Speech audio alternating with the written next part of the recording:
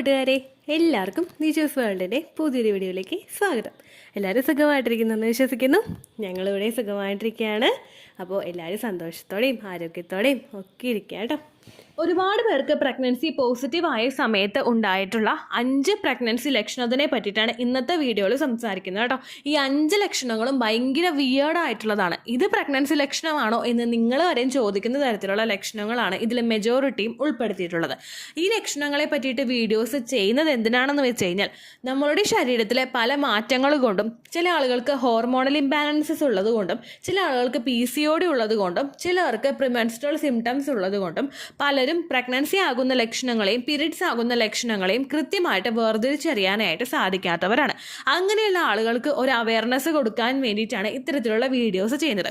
കാരണം പീരിയഡ്സ് ആകുന്ന സമയത്തോ പ്രിമെൻസ്ട്രൽ സിംറ്റംസ് ആയിട്ട് മാത്രമല്ല ഈ ലക്ഷണം ഉണ്ടാകുന്നതെന്നും പ്രഗ്നൻസി ആകുന്ന സമയത്തും ഇത്തരത്തിലുള്ള ലക്ഷണങ്ങൾ ഉണ്ടാകുമെന്നും ഒരു അവയർനെസ് ആണ് ഈ വീഡിയോസ് കൊണ്ട് കൊടുക്കുന്നത്.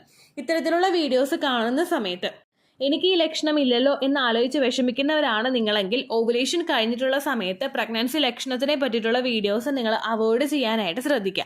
ഒരുപാട് സ്ട്രെസ്സ് ഓവുലേഷൻ കഴിഞ്ഞിട്ടുള്ള സമയങ്ങളിൽ നിങ്ങൾക്ക് ഉണ്ടാകുന്നുണ്ടെങ്കിൽ അത് ഇംപ്ലാന്റേഷൻ ഫെയിൽ ആകാനായിട്ടുള്ള ചാൻസസ് കൂട്ടുന്നു. അതുകൊണ്ട് അങ്ങനെയുള്ള സമയത്ത് ഈ വീഡിയോസ് സ്കിപ്പ് ചെയ്ത് കളയാട്ടോ.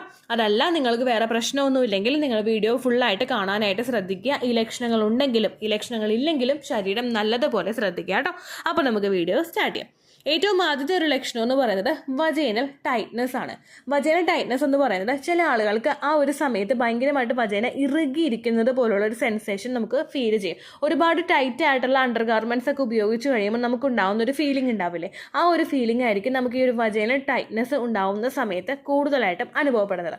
നമ്മളുടെ ഓവുലേഷൻ നടന്നു കഴിഞ്ഞ് ഇംപ്ലാന്റേഷൻ ആയി കഴിഞ്ഞാൽ നമ്മുടെ യൂട്രസിന്റെ ലൈനിങ്ങിൽ വന്നിട്ടാണ് ഫെർട്ടിലൈസ്ഡ് ആയിട്ടുള്ള എഗ്ഗ് അറ്റാച്ച് ആകുന്നത്. ഇങ്ങനെ ഉണ്ടാവുന്ന സമയത്ത് നമ്മുടെ വയറിനും വലിഞ്ഞു മുറുകുന്നത് പോലുള്ളൊരു സെൻസേഷൻ അനുഭവപ്പെടാറുണ്ട്. അതുപോലെ തന്നെ ഇംപ്ലാന്റേഷൻ സക്സസ്ഫുൾ ആവുന്ന സമയത്ത് നമ്മളുടെ ആ ഒരു സ്റ്റൊമക്കിൽ നിന്നും നമ്മുടെ യൂട്രസിൽ നിന്നും താഴോട്ടുള്ള ശരീരഭാഗങ്ങളിലോട്ട് ഒരു പ്രഷർ ഉണ്ടാവാനായിട്ട് ചാൻസ് ഉണ്ട്. ലോവർ അബ്ഡമൻ ഭാഗത്ത് സ്ഥിതി ചെയ്യുന്ന നമ്മുടെ യൂട്രസ് താഴോട്ട് പ്രഷർ കൊടുക്കുമ്പോഴേക്കും ഇതിൻ്റെ ഭാഗമായിട്ട് നിങ്ങളുടെ വജൈനൽ പോർഷനിലും ഒരു ടൈറ്റ്നെസ് ഫീൽ ചെയ്യാനായിട്ട് ചാൻസ് ഉണ്ട് കേട്ടോ. ഈ സമയത്ത് പല സ്ത്രീകൾക്കും ഫിസിക്കൽ കോണ്ടാക്ട് ചെയ്യാനായിട്ടുള്ള താല്പര്യം വളരെയധികം കുറഞ്ഞും വരുന്നതായിട്ട് കാണുന്നുണ്ട്. ഇത് ഏറ്റവും കൂടുതൽ സ്ത്രീകൾക്ക് ഉണ്ടാകുന്ന ഒരു പ്രഗ്നൻസി ലക്ഷണമാണ്. ഇതോടൊപ്പം തന്നെ നിങ്ങൾക്ക് വജൈനൽ ഡ്രൈനെസ്സും ഫീൽ ചെയ്യാനായിട്ട് ചാൻസസ് ഉണ്ട് കേട്ടോ. രണ്ടാമത്തെ ലക്ഷണം എന്ന് പറയുന്നത് ക്രാവിങ്സ് ആണ്. ഇത് ഒരുപാട് വിയേർഡ് ആയിട്ടുള്ള ഒരു ലക്ഷണമല്ല, പല സ്ത്രീകൾക്കും ഉണ്ടാകുന്ന ഒരു ലക്ഷണമാണ്. ചിലർക്ക് ഭയങ്കര കൊതിയായിരിക്കും ഓവുലേഷൻ കഴിഞ്ഞിട്ടുള്ള സമയങ്ങളിൽ ഇംപ്ലാന്റേഷൻ നടക്കുമ്പോഴേക്കും പെർട്ടിക്കുലർ ആയിട്ടുള്ള ഒരു ഫുഡ് കഴിക്കാൻ വേണ്ടിയിട്ട് ഭയങ്കര ക്രാവിങ് ആയിരിക്കും. ചിലർക്ക് പുളി കഴിക്കാൻ തോന്നും, ചിലർക്ക് ഭയങ്കരമായിട്ട് ഉപ്പ് കഴിക്കാൻ തോന്നും, ചിലർക്ക് ഭയങ്കരമായിട്ട് എരിവ് കഴിക്കാനായിട്ട് തോന്നും, ചിലർക്ക് ഭയങ്കരമായിട്ട് മധുരം കഴിക്കാനായിട്ട് തോന്നും. ചില ആളുകളുണ്ട് പ്രഗ്നൻസി ആയി കഴിഞ്ഞാൽ ഉപ്പ് വാരി കഴിക്കുന്നവരുണ്ട്. നമ്മളുടെ ശരീരത്തിൽ പല ഒരു ഹോർമോണൽ വ്യത്യാസം ഉണ്ടാകുമ്പോഴേക്കും ഒക്കെയാണ് പലരും ഇത്തരത്തിൽ ചെയ്യുന്നത്. ചില ആളുകൾക്ക് ക്രാവിങ്സിൻ്റെ എക്സ്ട്രീം എത്തിയിട്ട് മണ്ണ് വാരി കഴിക്കുന്നവർ വരെയുണ്ട്. സോപ്പ് ടേസ്റ്റ് ചെയ്ത് നോക്കുന്നവരൊക്കെ ഉണ്ട്. ഇതൊക്കെ ഭയങ്കര വിയേർഡായിട്ട് നമുക്ക് ഉണ്ടാവാൻ സാധ്യതയുള്ള പ്രഗ്നൻസി ലക്ഷണങ്ങളാണ്. ചില ആളുകൾക്ക് പ്രിമെൻസ്ട്രൽ സിംറ്റം ആയിട്ടും ക്രാവിങ്സ് വരാറുണ്ട്. അതായത് ഇപ്പോൾ എന്തെങ്കിലും പ്രത്യേകമായിട്ട് എന്തെങ്കിലും ഭക്ഷണം കഴിക്കാനായിട്ടുള്ള ഒരു സാധ്യത നമുക്ക് ആ ഒരു പ്രിമെൻസ്ട്രൽ സിംറ്റം ആയിട്ടും ഉണ്ടാവാറുണ്ട്. അതുപോലെ തന്നെ മെജോറിറ്റി സ്ത്രീകൾക്കും പ്രഗ്നൻസി പോസിറ്റീവ് ആയി കഴിയുമ്പോഴേക്കും പെർട്ടിക്കുലർ ആയിട്ടുള്ള എന്തെങ്കിലും ഭക്ഷണം കഴിക്കാനായിട്ടും തോന്നാറുണ്ട് കേട്ടോ. അടുത്തതെന്ന് പറയുന്നത് നമ്മുടെ വിഷൻ ആ ഒരു ഭയങ്കരമായിട്ട് അഫക്റ്റ് ചെയ്യുക, നമ്മുടെ കാഴ്ചയെ ഭയങ്കരമായിട്ട് ബാധിക്കുക. അതായത് നമുക്ക് കാണുന്ന ഏതെങ്കിലും ഒരു വസ്തുവിന് ചുറ്റും വൈറ്റ് കളറിലുള്ളൊരു നിഴൽ പോലെ നമുക്ക് ഫീൽ ചെയ്യുക, ദൂരെയുള്ള കാര്യങ്ങളൊന്നും വായിക്കാൻ പറ്റാതെ വരിക, അല്ലെങ്കിൽ ഇപ്പോൾ വണ്ടി ഓടിക്കുന്ന സമയത്താണെങ്കിലും ഹെഡ്ലൈറ്റ് പെട്ടെന്ന് ഇങ്ങോട്ട് നമ്മുടെ ഒരു ഓപ്പോസിറ്റ് ആയിട്ട് വരുന്ന വണ്ടിയുടെ ഹെഡ്ലൈറ്റ് നമുക്ക് പെട്ടെന്നായിട്ട് ഇങ്ങോട്ട് അഫക്റ്റ് ചെയ്യുക, നമുക്ക് ഒരു നിമിഷം നമ്മൾ ബ്ലാങ്ക് ആയി പോകുന്നത് പോലെ തോന്നുക. പ്രൊജസ്ട്രോണിന്റെ അളവ് ശരീരത്തിൽ കൂടുന്നതിന്റെ ഭാഗമായിട്ടാണ് പല സ്ത്രീകൾക്കും അവരുടെ വിഷൻ ബ്ലറായിട്ട് അനുഭവപ്പെടുന്നത്. ഓവുലേഷൻ കഴിഞ്ഞ് പ്രഗ്നൻസി പോസിറ്റീവ് ആകുമ്പോൾ പല സ്ത്രീകൾക്കും ഈ ലക്ഷണം സ്റ്റാർട്ട് ചെയ്യുന്നുണ്ട്. അത് നമുക്ക് ഫുള്ളായിട്ടൊന്ന് ക്യൂർ ആകുന്നത് ഡെലിവറി ഒക്കെ കഴിഞ്ഞിട്ട് ഹോർമോൺസ് ഒക്കെ നോർമലായിട്ട് വരുന്ന സമയത്തായിരിക്കും. എൻ്റെ പ്രഗ്നൻസിയിൽ സെക്കൻഡ് പ്രഗ്നൻസിയിൽ എനിക്ക് ഉണ്ടായിരുന്ന ഭയങ്കരമായിട്ട് ഞാൻ പേടിച്ചൊരു ലക്ഷണമായിരുന്നത്. കാരണം ഡ്രൈവ് ചെയ്യുന്നത് കൊണ്ടും അതുപോലെ നമുക്ക് ചെറുപ്രായമാണല്ലോ, ഈ സമയത്തൊക്കെ ആ ഒരു കണ്ണട വെക്കേണ്ടി വരുമോ എന്നൊക്കെ ആലോചിച്ച് ഞാൻ ഒരുപാട് ടെൻഷനായിട്ടുണ്ട്. എന്താ പറയുക, ഒരു 3-4 മീറ്റർ വ്യത്യാസത്തിൽ വന്നു കഴിഞ്ഞാൽ ഒരു കാര്യവും എനിക്കിപ്പോൾ നമ്മളിപ്പോൾ ആകാശത്തോട്ട് നോക്കുന്നു, അല്ലെങ്കിൽ ഒരു മരത്തിന് നമ്മൾ തൊട്ടടുത്തുള്ള ഒരു മരത്തിന് നമ്മൾ നോക്കുന്നു, പക്ഷേ ക്ലിയർ ആയിട്ടൊരു വിഷൻ നമുക്ക് കിട്ടാതെ വരിക. അതുപോലെ തന്നെ ഒരു ഡിസ്റ്റൻസിൽ നമ്മളിപ്പോൾ ഡൈനിങ് ഏരിയയിൽ നിൽക്കുന്നുണ്ടെങ്കിൽ ഒരു ഹാളിൽ ഇരിക്കുന്ന ടി വി നമുക്ക് കാണാൻ, അതിൽ പോകുന്ന എന്തെങ്കിലും എഴുത്ത് നമുക്ക് കാണാൻ പറ്റാതെ വരിക. ഇതെല്ലാം പല ആളുകൾക്കും ഉണ്ടാകുന്ന ഒരു പ്രഗ്നൻസി ലക്ഷണമാണ് കേട്ടോ. നാലാമത്തേതെന്ന് പറയുന്നത് നമ്മുടെ മറവിയാണ്. ഒരുപാട് പേർക്ക് ഉണ്ടാകുന്ന ലക്ഷണമാണ് മറവി എന്ന് പറയുന്നത്. പക്ഷേ നിങ്ങൾക്ക് അങ്ങനെയുള്ള ബുദ്ധിമുട്ടൊന്നും അങ്ങനെ കണ്ടിന്യൂസ് ഇല്ലാത്ത ഒരാളാണെങ്കിൽ, ഓവുലേഷൻ കഴിഞ്ഞിട്ട് കൂടുതലായിട്ട് നിങ്ങൾക്ക് മറവി ഉണ്ടാകുന്നുണ്ടെങ്കിൽ അത് പ്രഗ്നൻസിയുടെ ലക്ഷണമായിട്ട് പലർക്കും ഉണ്ടാവാറുണ്ട്.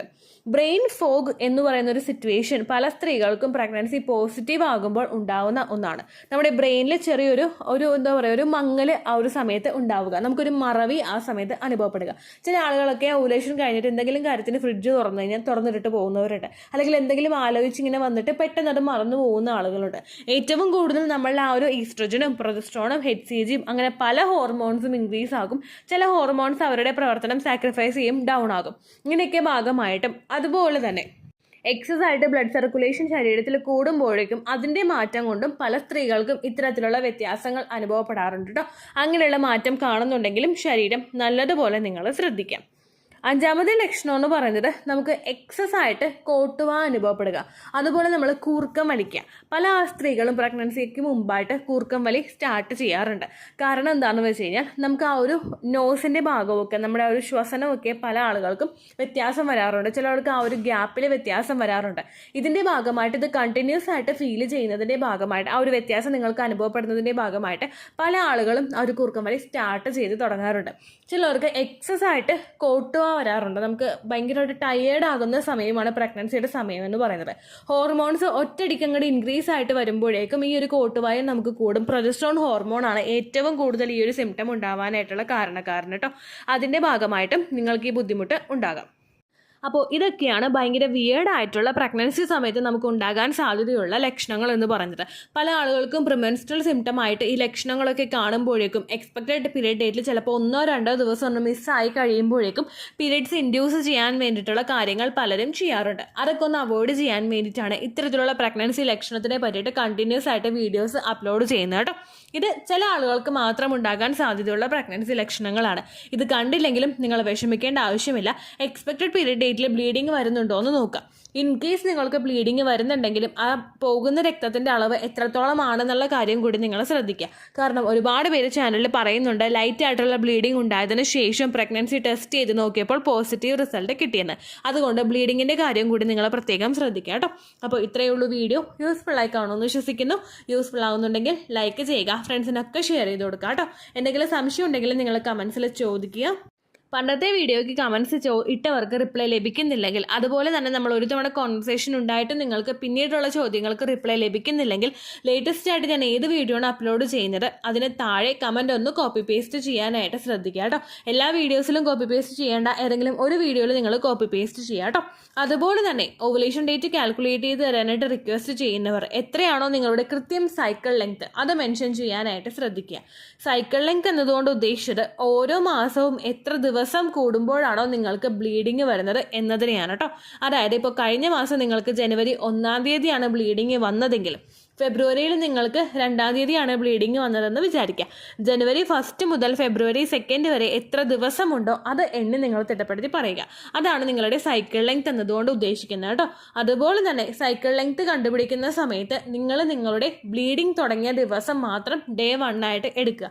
ചില ആളുകൾക്ക് സ്പോട്ടിങ് അനുഭവപ്പെടാറുണ്ട്, അതായത് ലെഫ്റ്റ് ഓവർ ആയിട്ടുള്ള ബ്ലഡ് പോകാറുണ്ട്. ആ ദിവസത്തെ നിങ്ങൾ കൗണ്ട് ചെയ്യേണ്ട ആവശ്യമില്ല കേട്ടോ. അപ്പോൾ ഇത്രയേ ഉള്ളൂ വീഡിയോ. അടുത്തൊരു യൂസ്ഫുൾ വീഡിയോ ആയിട്ട് നമുക്ക് വീണ്ടും കാണാം. ബൈ.